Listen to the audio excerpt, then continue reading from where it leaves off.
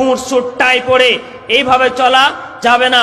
তাই তো বাংলাদেশের কথা বলি, 2015 সালে একটা মেয়ে আপনার সোশ্যাল মিডিয়ায় ফেসবুকে একটা ছবি আপলোড করলো যে তার শরীরের আপনার কাপড়ের প্যান্টগুলো এক ছিঁড়া ফাটা রয়েছে, মনে হচ্ছে তার পেছনে 8-10টা কুকুর লেলিয়ে দেওয়া হয়েছে।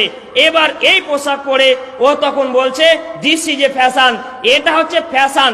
তখন মুসলমান ঘরের সন্তানগুলো বলছে মাশাআল্লাহ সুবহানাল্লাহ। তখন কমেন্ট বক্সে এসে বলছি হোয়াট ইজ দিস, এটা কি? তখন উনি পাল্টে রিপ্লাই দিয়ে বলছেন লুক অফ দ্য ক্যাপশন, আপনি উপরে দেখেন লেখা আছে। তখন আমি বললাম আচ্ছা ঠিক আছে, একে আর ইংরেজিতে কমেন্ট করলে চলবে না, যাতে করে সবাই বুঝতে পারে। শোনেন, নগ্নতা যদি ফ্যাশন হয়, এইভাবে তাকে কমেন্ট করলাম, নগ্নতা যদি ফ্যাশন হয় ধর্ষণ শারীরিক ব্যায়াম, নগ্নতা যদি ফ্যাশন হয় ধর্ষণ শারীরিক ব্যায়াম।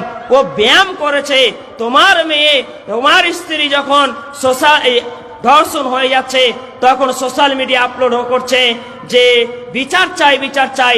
তো একে ধর্ষণ করবে না তো কাকে করবেন বলেন? সম্মানিত উপস্থিতি, বলছিলাম এই সমস্ত পোশাক পরিধান করা থেকে বিরত থাকার চেষ্টা করতে হবে। সম্মানিত উপস্থিতি, বলছিলাম আরো হাদিসের কথা, আবু হুরায়রা